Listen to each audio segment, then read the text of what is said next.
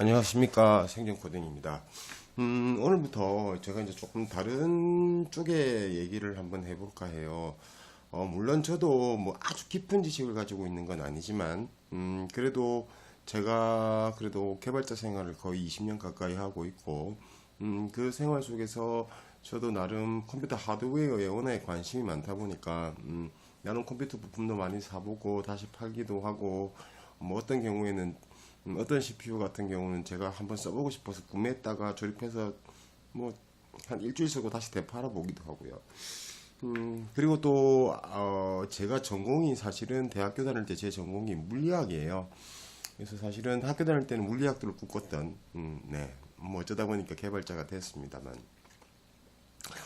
그래서 제가 가지고 있는 지식을 가지고 나름대로 하드웨어에 대해서 조금 여러분들에게 정보를 한번 전달해 보고자 합니다. 그 첫 번째 시간으로 오늘은 컴퓨터 CPU에 관련된 얘기를 한번 해보고자 합니다. 저도 뭐 유튜브에서 이런저런 영상도 많이 찾아보고 뭐 구글도 해보고 네이버도 뒤져보고 합니다만 뭐 여러 가지 얘기들이 있어요. 특히 뭐 경험적으로 또는 뭐 커뮤니티 사이트에서 본 지식을 가지고 얘기를 하거나 뭐 서로 논쟁이 붙거나 하는 경우가 많은데 저는 그냥 아주 냉정하게 그냥 제가 아는 범위에서 수치적으로 또는 물리학적으로 조금 접근해서 한번 쳐다보도록 하겠습니다. 우선 제가 단어화를 좀 보죠. 우선 뭐 컴퓨터로 가서 부품의 CPU를 잠깐 한번 볼까요? 보면 CPU가 여러분 전 세계에서 모바일 CPU 말고요. 일반 컴퓨터 CPU를 만들 수 있는 회사는 딱 두 개 회사밖에 없습니다. 그 회사 하나가 인텔이고 하나는 AMD고요.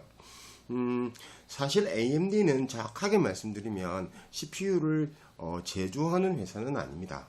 인텔은 설계부터 제조까지 모든 공정을 인텔이 하지만 AMD는 제가 알고 있기로 제조와 설계와 판매만 하고 제조는 대만에 있는 회사가 하는 걸로 알고 있습니다. 그 얘기는 다시 말하면 설계가 훨씬 어렵다는 얘기가 되는 거겠죠. 어쨌든 현재 전 세계에서 컴퓨터 CPU를 판매하거나 공급할 수 있는 회사는 딱 인텔과 AMD 두 회사밖에 없습니다. 그리고 실제로 이제 개인용 컴퓨터라고 뭐 하는 게 뭐 보급이 된 이후로 CPU는 발전을 어마어마하게 해왔죠.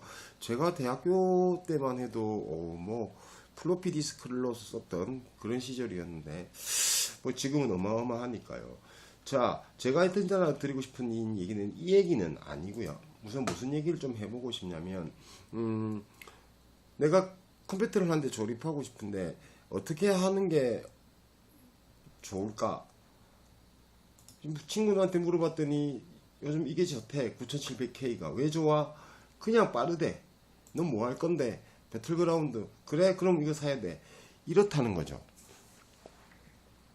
사실 좀 놀라웠던 게 뭐냐면 2018년도는 사실은 제가 이렇게 쭉 흘려서 지켜보면 컴퓨터 하드웨어 시장에 굉장히 많은 일들이 벌어졌어요. 우선 여러분들 잘 아시다시피 비트코인이 붐이 불면서 채굴기라는 게 등장하고 하면서 그래픽 카드 가격을 어마어마하게 끌어올렸죠. 한데 지금은 많이 안정화되어 있습니다만 그러나 사실 그럼에도 불구하고 제가 볼 때 전체적으로 그래픽 카드의 가격을 많이 끌어올린 건 맞는 것 같아요. 그 다음 두 번째 배틀그라운드의 등장입니다. 사실 그 전에 제가 적어도 알고 있기로 게임 개발 회사들은 일반적으로 우리 개인용 PC를 조립하는 사람들이 그래픽 카드를 100만원씩 150만원씩 주고 구매할 거란 생각을 하지 않았죠. 그래서 어떻게 하든 최적화해서 게임을 좀 낮은 상에서 돌아갈 수 있도록 만드는 것도 게임 회사에서 개발하시는 분들의 하나의 큰 일거리 중에 하나였는데 배틀그라운드가 그걸 다 깨버렸습니다. 최근에 컴퓨터 조립하면 뭐 250만원, 300만원이 무슨 애 이름입니다. 자, 우선 제가 뭐 각설하고요. CPU에 관련된 지식을 한번 제가 알고 있는 지식을 최대한 전달을 한번 해보도록 하겠습니다.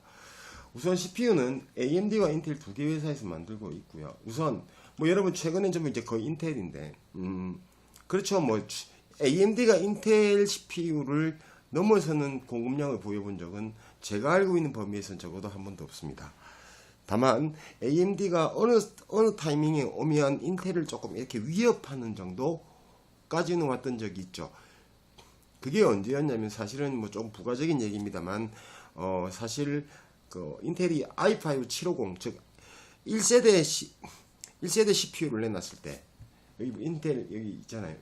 1세대 CPU 냈을 때 사실은 AMD가 투반 시리즈 즉 1050, 1055 시리즈를 내놓으면서 사실 그 시절 사용자들끼리 이렇게 많이 서로 AMD가 낫다, 인텔이 낫다는 얘기를 서로 할 정도로 한때 AMD가 인텔을 위협했던 시절도 있었습니다. 지금은 물론 아니었고 최근에 와서 좀 따라오곤 있습니다.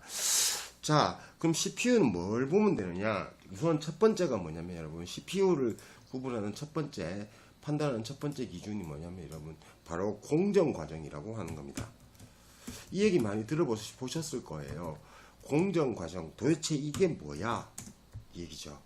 자, 여러분 공정 과정이라는 게 이렇게 하면 무슨 CPU를 만들 때 뭐 만드는 라인인가 라고 생각하시겠지만 사실 엄밀히 말씀드리면 그거는 아니고요.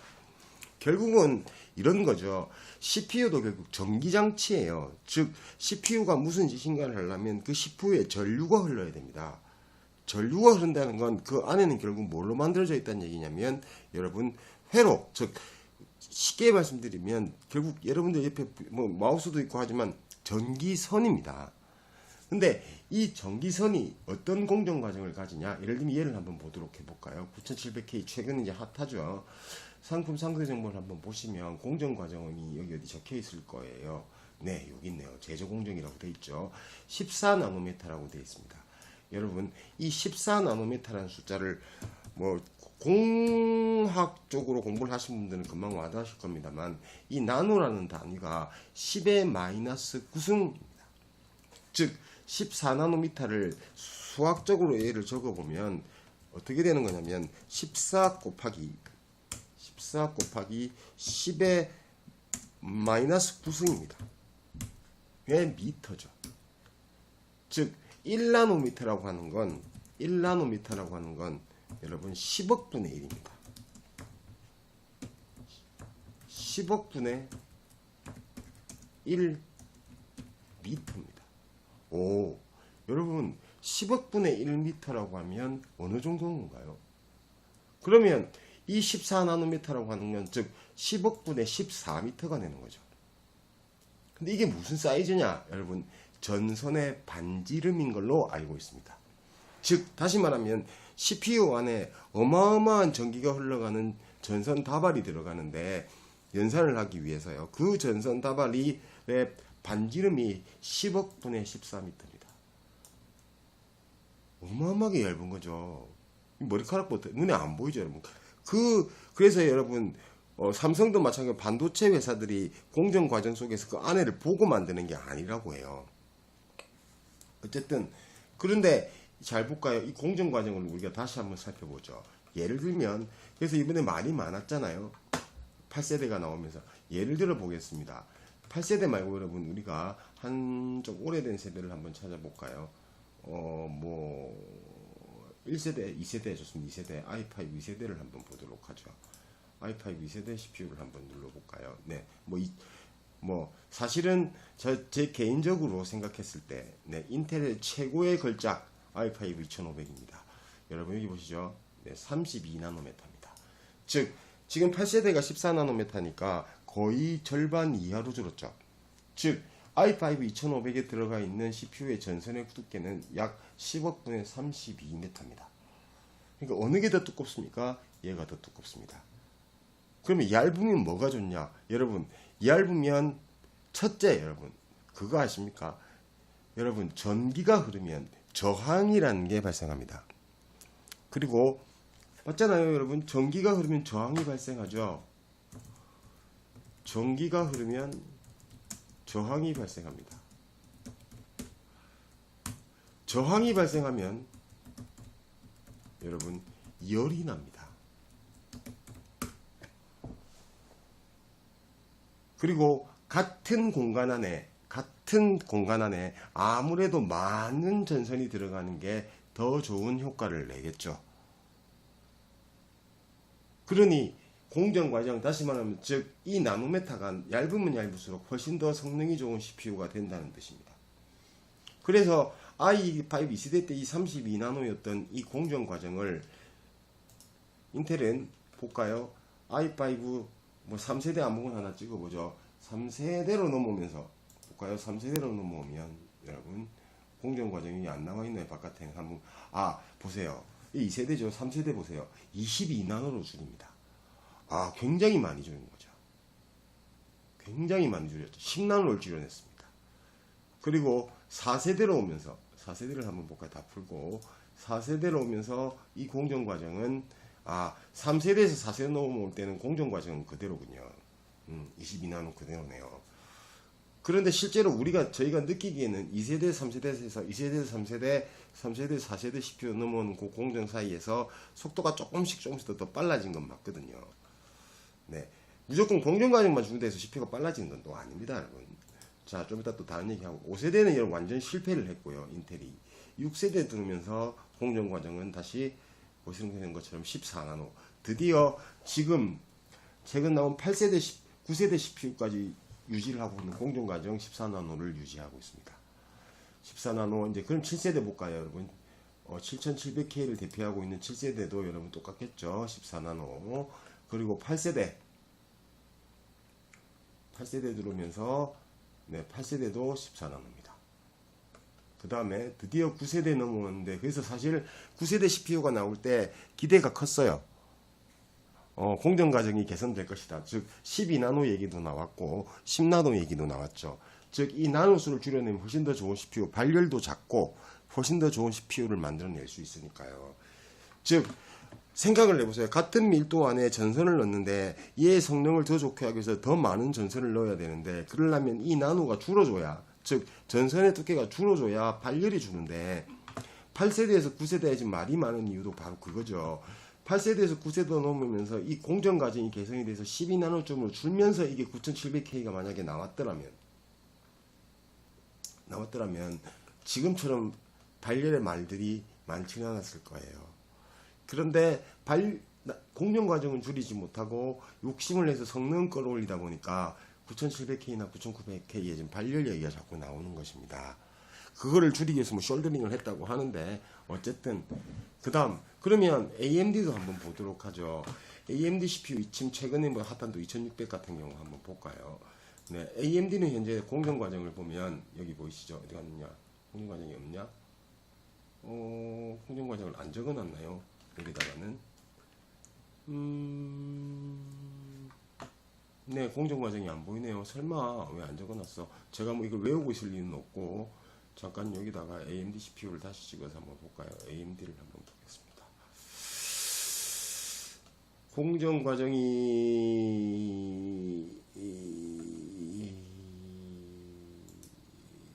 공개를 안 했나요? AMD는 안 보이네요.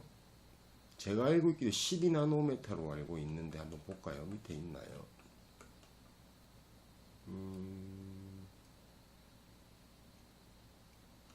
네, 한번 찾아보죠. AMD가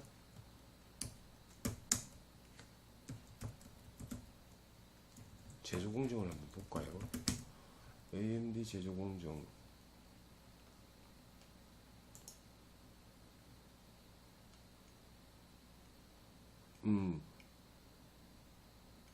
그러니까 이게 이제 차세대 내년에 나올 게 이제 지금 7나노로 나올 거란 얘기가 나오고 있어요. 뭐 그렇다고 나노가 낮다고 해서 무조건 좋은 건 아니에요, 여러분. 선이 얇으면 아무래도 좀 성능이 좋아질 수 있고 발열이 날 수 있는 가능성이 높다는 거지. 그렇다고 또 왜냐면 뭐 꼭 두꺼운 선이라고 해서 성능이 나쁜 건 아니니까요. 네, 제가 알고 있기로는 10나노로 알고 있어요. 근데 지금 2700, 2600이요. 어쨌든 나노라고 한 결국 제조 공정이라고 하는 건 뭐냐면 똑같은 전선을 넣는데 그 전선의 두께를 얘기합니다.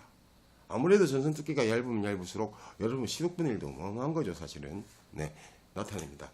그런 의미에서 보면 현재 공정 과정만 본다면 AMD가 제가 알기로 끼는 인텔을 넘어선 걸로 알고 있고, 내년 초반기에 나오는 라이젠 CPU 시리즈 내년 초반 4월로 지금 뭐 얘기가 나오고 있던데, 나오는 CPU는 7나노 얘기가 지금 나오고 있습니다.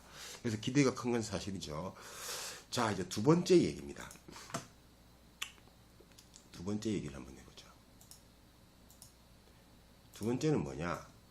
네, 여러분, 바로 여러분 여기 보고 말씀을 드려볼까요? 일반적으로 CPU 사실 때 가장 또 많이 보는 것 중에 하나 여기 있네. 헤르츠죠. 헤르츠. 네. 도대체 이게 뭐냐는 거죠. 자, 여러분 낮은 가격순으로 CPU를 한번 정렬시켜 보겠습니다. AMD 끄고요. 인텔 AMD 다 있나요? 네. 예를 들어 보겠습니다. 아주 오래된 CPU인데요. 네. 이게 이제 AMD 레고드 X2, 에슬론 X2 240이라고 하는 제품인데 여기 듀얼 코어 2.8기가라고 적혀 있어요. 그리고 제일 최근에 라이젠 7 한번 찍어 볼까요? 뭐 1700 같은 경우는 3.0이라고 돼 있죠. 3.0. 그러면 2.8과 3.0 0.2밖에 차이 안 나네. 그럼 이건 뭐야? 라고 말씀하실 겁니다. 자, 우선 그럼 이 헤르츠가 뭔지부터 우선 설명을 한번 드려보겠습니다. 헤르츠가 뭐냐? CPU 헤르츠. 네. 여러분 이건 사실 진동 단위입니다. 진동의 단위입니다. 사실 저희가 물리학을 배우면 이 진동 단위에 관련된 얘기를 참 많이 하는데 사실 그런 거죠. 결국 전기도 진동이다. 전기의 흐름도 전류도 그냥 어려운 얘기 다 치고 딱 쉽게 말씀드리면 예를 들어서 얘가 3.0 기가바르 죄송해요. 3.0 기가헤르츠다. 하면 이게 어느 정도 단위냐면 1초에 초당 약 3억 번의 진동을 일으킨다는 얘기입니다. 즉 연산을 몇 번 할 수 있다는 얘기냐면 3억 번을 할 수 있다는 얘기죠. 그러면 헤르츠가 높으면 당연히 CPU가 더 성능이 좋은 거겠죠. 당연한 거겠죠. 그러나 무조건 얘가 높다고 CPU가 좋은 건 아닌 이유는 뭐냐면 우선 첫 번째 네. 어쨌든 그러면 어떻게 되는 거냐? 우선 이 얘기부터 하고 가야 되겠군요. 자, 인텔 CPU 여러분 뭐 아무래도 인텔 쪽에 더 관심이 많으실 테니까 인텔 9700을 보면 자 다시 상세 정보를 한번 보도록 할까요? 여기 볼까요? 네. 우선 얘는 3.6GHz입니다. 동작 기본 동작 속도가. 그리고 인텔이 인텔이 어느 그 인텔 CPU의 가장 특징 터보 부스트가 있죠. 4.9입니다. 이 얘기는 무슨 얘기냐면 기본적으로 동작 속도는 3.6기가 즉 3억 6천 번의 진동을 때리지만 터보 부스트가 붙으면 4억 9천 번을 때린다는 얘기입니다. 어마어마한 숫자죠. 네. 물론 이게 올코어 부스트인지는 제가 모르겠어요. 네. 8코어 8스레드죠. 네. 4.9까지 나온다는 겁니다. 오, 대단한 겁니다. 그런데 이거 말고 여러분 이런 게 있어요. 어디 갔냐? 어디로 온 거야 내가? 네. 낮은 가격순을 눌러놓고 제가 하나를 보여드리겠습니다. 낮은 가격순을 눌러놓고 너무 눌렀네요. 8세대 CPU 중에 네, 여러분 7세대냐? 8세대 인텔 i5 말고 펜티엄을 좀 보고 싶은데 1151 V2 네, 8세대 9세대 네. G4900을 잠깐 보겠습니다. 여러분. 3.1 G5400 3.7 얘를 한번 보죠. 여러분. 네. 터보 부스터가 없어요. 3.7 약 3억 7천 번이죠. 네, 3억 7천 번. 이런 CPU가 하나 있어요. 가격이 얼마냐면 뭐 한 8만 원대 하고 있는 CPU가 3.7이에요. 그런데 재밌게도 자 어마어마하게 비싼 CPU를 한번 보도록 하겠습니다. 높은 가격순 다 풀죠. 자 여기 한번 보세요. 제온 E5 2697V3 400만원짜리 CPU인데 들어가 보겠습니다. 상세 정보를 보면 공정 과정은 22나노 14나노 이게 좀 오래된 CPU니까요. 14코어 28스레드에 2.6의 터보 부스트가 붙어야 3.6이 나온다는 얘기죠.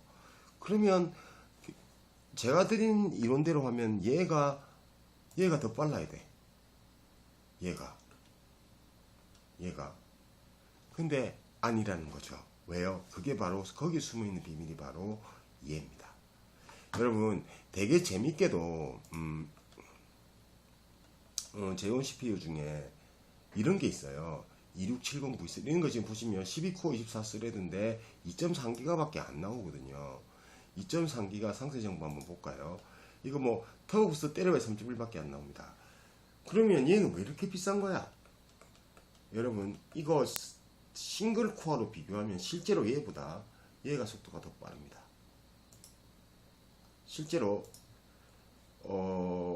저기 뭐지 뭐 CPU Z나 또는 시네벤치를 싱글로 돌려보시면 실제로 얘가 더 빨라요.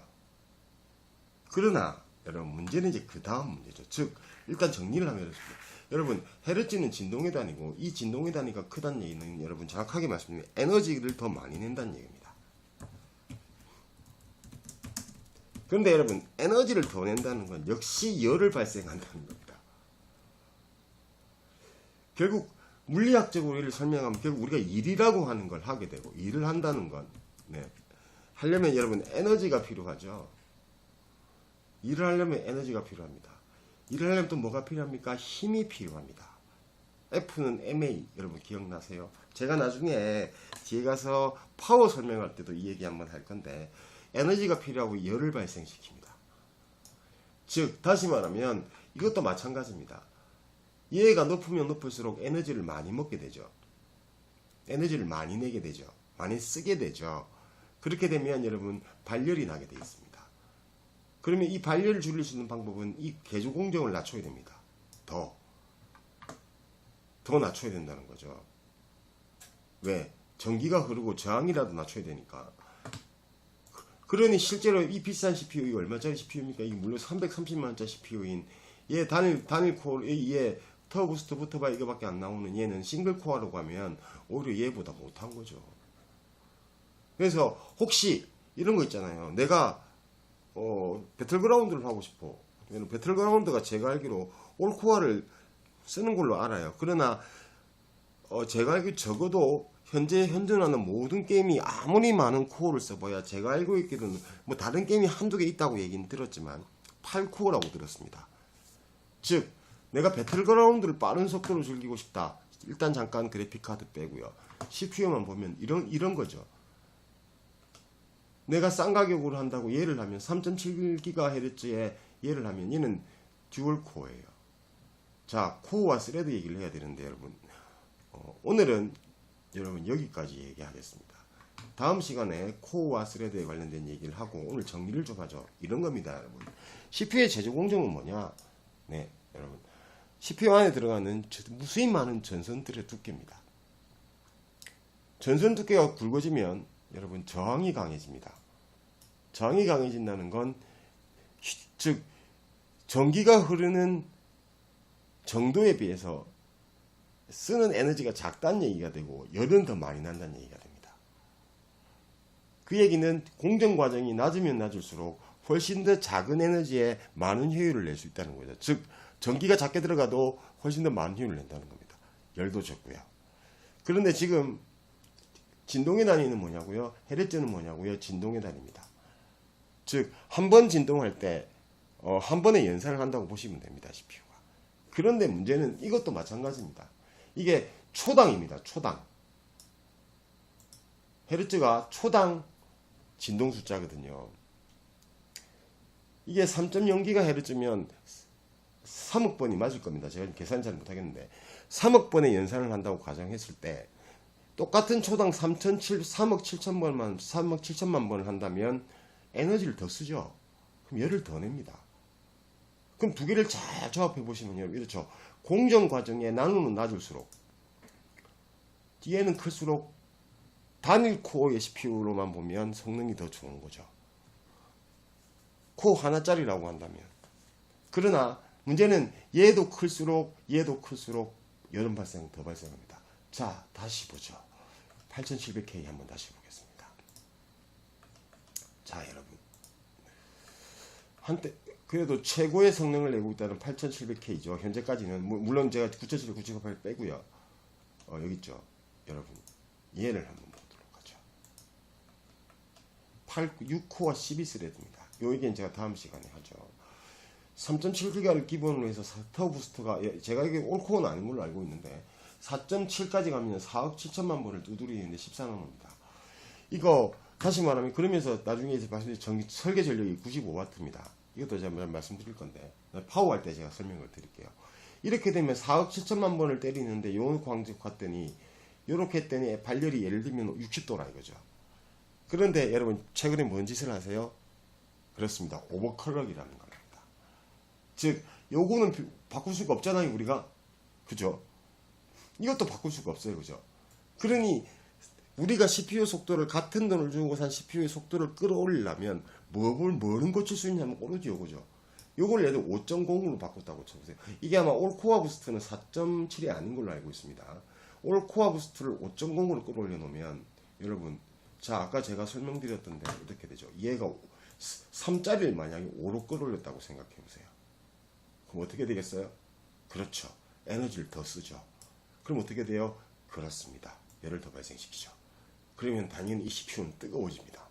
그러니 그 CPU 온도를 낮추기 위해서 뭘 합니까? 그렇습니다. 순행을 하고 케이스를 큰 거를 사고 케이스에 쿨러를 달고 그러는 거죠. 그렇게 하지 않으면 CPU는 당연히 열을 내기 때문입니다. 왜? 전기가 흐르기 때문이죠. 여러분 만약에 저항이라는 게 없으면 전기가 흐른다 열이 나지 않습니다. 그러나 모든 전기는 저항이라는 걸 가지고 있고 그 저항 때문에 결국 열을 발생시킵니다. 에너지 마찬가지입니다. 진동이 일어나면 일을 하게 되고 일을 하면 에너지는 필요하고 에너지가 여러분 에너지 어떻게 할 수 있냐면 여러분 100m 달리기 막 달렸다고 생각해 보세요. 호흡이 막 차죠. 뭐 이제 나이가 들어서 그런가요? 어쨌든 여러분 운동을 막 하면 몸에서 땀이 나잖아요. 왜요? 그렇습니다.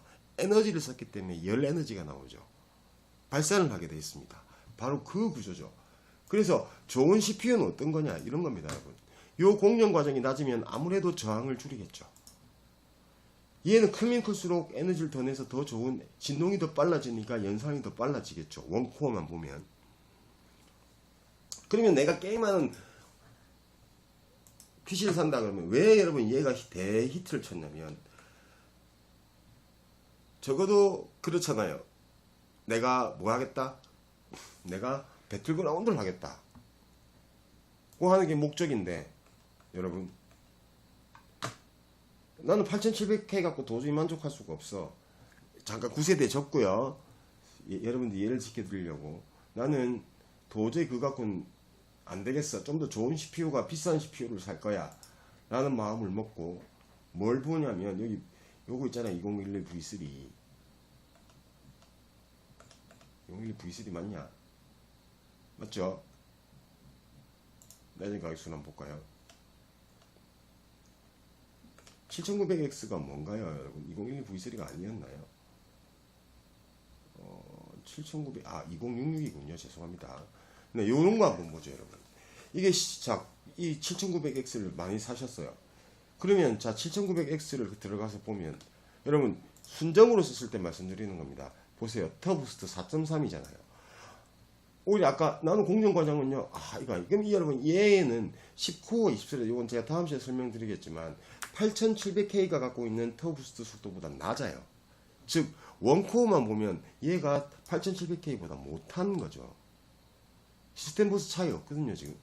그 얘기는 이게 10코어 20스레드니까 멀티코어 멀티스레드 쪽으로 가면 8700K를 훨씬 넘었습니다. 왜? 똑같은 이런 속도를 낸 놈이 훨씬 더 많은 놈이 일을 하니까. 이 얘기는 다음 시간에 하고요. 그런데 제가 알고 있기로 배틀그라운드는 8코어 이상을 쓰지 않는 걸로 알고 있어요. 그러면 얘는 스레드가 코어는 6개지만 스레드가 12개입니다. 그러니 얘를 5.0으로 끌어올려 놓고 배틀그라운드를 하는 것이 얘보다 낫다는 거죠. 그래서 사람들이 100만을 이런 우리가 컴퓨터 조립하는 거에 대한 의미도 제가 또 얘기 다 하겠지만 예를 들면 내가 8700K를 사겠다. 8700K를 사겠다고 마음을 먹고 덤비면 CPU 가격이 문제가 아니에요. 지금은. 그 8700K를 샀다는 건 오버클럭을 하겠다는 얘기죠. 왜? 8700K와 8700은 여러분 오버클럭을 하지 않으면 두 개 성능 차이가 없어요. 성능이 차이가 나는 게 이상한 거예요. 다시 볼까요? 보죠. 자, i5 8세대 CPU 한번 볼까요? 세븐을 봐야 되죠?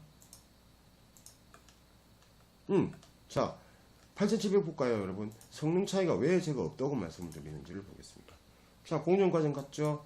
네, 여러분, 3.2에 4.6이면 0.1 차이 나는데, 0.1 차이 정도는 여러분, 못 느껴요. 똑같은 6코어 12스레드예요. 물론, 여러분, 8700K가 조금 낮죠? 4.7이니까. 근데 이거 올코어 아부스타 아니거든요. 그러니까 못 느껴요.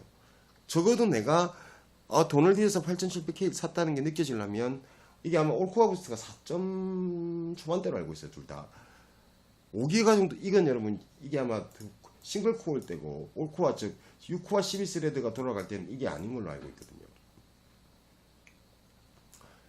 5.0 정도를 만들어 놔야 느낀다는 거죠. 아, 빠릿빠릿하다. 근데 문제는 발열이죠.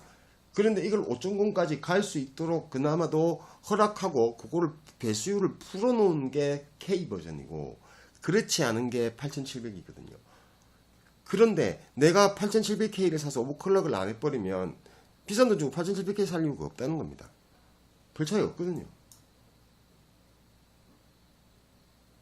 그쵸. 그러면 자 다시 8700K를 사면 이제 어떤 일이 벌어지느냐 여러분. 오버클럭을 하기 위해서 자 첫째 오버클럭을 하면 어떻게 된다고요?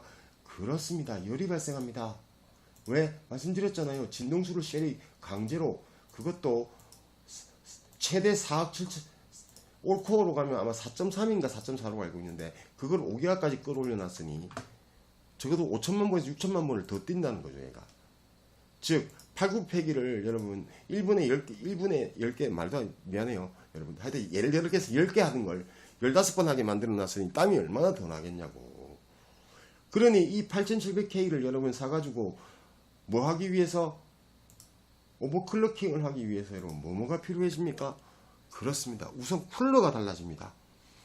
8700에 노멀로 쓰고 얘를 만약에 오버클럭킹을 하지 않는다고 한다면 굳이 그냥 뭐 순정 쿨러는 오버라고 해도 뭐 그렇게 비싼 쿨러 필요 없어요. 근데 8700K 오버클럭을 하겠다면 일단 쿨러 값이 달라집니다. 순행을 쓴다. 이미 쿨러 가격 20만원 넘어가죠. 순행. 크라켄 같은 거 쓰면. 두 번째, 케이스도 좋은 걸 사야 됩니다. 왜? 발열이 잘 돼야 되니까. 흡기 배기가 좋아야 되죠. 그러려면 또 쿨러도, 케이스에 있는 쿨러도 좋아야 됩니다. 그것뿐입니까 여러분? 더 중요한 건 얘죠. 제가 메인보드도 따로 하겠지만 메인보드도 오버클럭킹을 하려면 뭘 버텨야 되는지 아십니까? 결국 뭐 보드가 좋다. 결국 CPU가 내고 있는 발열을 잡아야 됩니다. 그 발열이 나는 걸 어떻게 전원 관리를 해주냐는 게 가장 핵심이죠. 그러니 보드도 좋은 걸 사야 됩니다. 그러니 현재 오늘 시점으로 8700K와 8700K와 8000의 가격 차이, 8700의 가격 차이는 한번 볼까요? 얼마인가? 저도 뭐 요즘 가격은 잘 안 보는데 요게 지금 정품 41만 2천원이고 8700K가 46만 한 4만 한 7, 8천원 차이 나네요. 그죠? 가격 차이는 요만큼인데 조립을 해보면 거의 50만원 차이가 난다는 겁니다. 얘랑. 왜? 쿨러에 케이스에 보드까지 더 그렇게 해서 오버클럭킹을 해서 얘를 5.0까지 끌어올리려고. 근데 이걸 사놓고 오버클럭킹을 안 하면 물론 여러분 나중에 중고로 팔기 위해서 난 오버클럭킹이 아니도 한 5만원 차이 정도면 차라리 이걸 소지할래. 네 그거까지는 뭐 드릴 말씀이 없습니다. 저는 그게 아니고 잘 몰랐는데 그냥 순정을 써도 얘가 더 빠를 거야. 네 0.1 더 빠르잖아요. 못 느낍니다. 그리고 실제로 여러분 이런 데 가셔서 자 한번 볼까요? 재밌는 사이트가 있죠. 저는 이제 여기 자주 가는데요. 유저벤치라고 하는 여기 들어가 보시면 여기가 저는 가장 정확하다고 생각해요. 왜냐면 여기 컴페어에 가보시면 컴페어네요. 이 결과는 진짜 사용자들이 자기들이 돌려준 거거든요. 8700K가 여기 있고 8700 한번 볼까요? 네, 오버클럭킹이 있기 때문에 좀 다르긴 하겠습니다만 여기 보세요. 차이 기본적인 이펙티브 스피드 차이 없잖아요. 이 보세요. 성능 차이 어디 있어요? 제가 8700K를 했나요? 바보네. 죄송해요. 8700 바보다. 깜짝 놀랐다. 이거 눌렀죠? 이거죠, 여러분. 여러분 성장이 거의 없을 거 보세요. 5%. 5%. 단, 오버클럭킹에서 드디어 차이가 나기 시작하죠. 이거 말고는 여러분 5% 차이, 5% 차이 여러분 성장이 못 느껴요. 그런데 이해를 하고, 근데 오버클럭킹을 하기 위해서 그렇게 돈을 쓰는 이유는 오로지 딱 하나, 여러분, 이거죠. 에너지를 더 내고, 즉, 진동의 단위를 올려서 에너지를 높이고 싶은 거죠. 다시 말하면 진동의 단위가 올라가는 건 초당 연산 속도가 빨라진다는 얘기고, 초당 연산 속도가 빨라진다는 얘기는 그렇습니다. 빠릿빠릿함을 느끼게 되는 거죠. 그래서 여러분들 생각은 좀 더 비싼 CPU를 사면 뭐 이런 거 7800X 이런 거, 이건 아니죠. 네. 896 이런 거예요. 62만원. 얘를 사느니 차라리 이런 생각하시면 돼요. 차라리 CPU 막 쿨러 붙이고 난리 치느니 좀 더 비싼 CPU 사는 게 낫지 않아? 아니라는 거죠. 물론 얘도 여러분 X 버전도 오버클럭킹이 잘 돼요. 그런 대신에 또 보드가 너무 비싸죠. 네. 그래서 우리나라처럼 하면 좀 죄송합니다. 특히 오버워치를 사랑하셨던 분들이 8700K를 사서 오버클럭킹을 했던 이유가 그겁니다. 그런데 반대로 영상 편집을 하시거나, 물론 여러분 비디오 카드도 있습니다. 나중에 말씀드리고, 영상 편집을 하시거나 또는 저처럼 프로그램 개발을 하는 사람들은, 저는 게임 개발이 아니니까요. 저 같은 개발자들은 오히려 뭐가 중요하냐면 코어가 원코어의 헤르츠는 낮아서 원코어 하나는 조금 성능이 떨어져도 여러 개의 조금 성능이 떨어진 놈들이 여러 개 있는 게 낫다는 거죠. 왜요? 그런 작업을 다중 스레드 작업이라고 얘기하는데 다중 스레드 작업을 많이 하기 때문입니다. 그래서 여러분 영상 작업을 하시는 분들이 최근에 많이 쓰는 CPU가 바로 이런 거죠. 네, 2700 볼까요? 네, 8코어 16 스레드. 아무래도 스레드가 더 많죠. 터보 코어에 4.1밖에 안 나오니까 확실히 8700K보다는 떨어집니다. 단일 코어 속도는. 그 얘기는 왜 그럼 2700이 8700K 말고 8700하고 비교를 해보면 왜 게임할 땐 얘가 성능이 더 떨어지느냐? 당연하죠. 그럼 아까 보셨잖아요. 8700 볼까요? 당연한 거예요. 왜 얘가 더 성능이 나오냐? 왜 더 빠릿빠릿하냐? 얘는 6코어 12스레드인데 쟤는 8코어 16이잖아. 그럼 얘가 더 좋아야 되는 거 아니야? 아닙니다. 미묘한 차이가 있는 거죠. 이걸 5.0, 4점, 아까 기본적으로 4점, 올코어는 4.6이라고 보면 8700이 4.6과 4.1의 차이거든요. 그리고 우리나라 게임의 대부분이 8코어까지는 제가 안 쓰는 걸로 알고 있는데 잘 모르겠어요. 네. 그러면 프레임 방어가 어디가 낫냐? 8700이 낫다는 거죠. 여기다가 만약에 8700K를 가지고 5기가까지 확 끌어올려 놓으면 더 낫다는 거죠. 그러나 동영상 편집을 하거나 저같이 멀티스레드 개발을 하는 사람들한테는 오히려 요게 더 좋다는 거죠. 자, 그럼 여러분 오늘 정리. 오늘 제가 말한 CPU 첫 번째 시간 공정과정과 진동의 단위를 가지고 말씀을 드렸습니다. 도움이 좀 되셨는지 모르겠어요. 다음 시간에는 똑같이 CPU의 얘기를 한 번 더 할 건데 뭐 할 거냐면 이 코어와 스레드 얘기를 하고 다시 전체를 붙여서 정리 한번 하겠습니다. 이렇게 해서 제 생각은 지금 CPU 강좌부터 시작해서 뒤로 제가 좀 잘할 수 있는 거 메모리는 빼고 하여튼 제가 좀 잘 아는 부분에 관련된 얘기들을 여러분들하고 파워 이런 거 제가 좀 더 해보도록 하겠습니다. 네, 생존 코딩이었습니다. 감사합니다.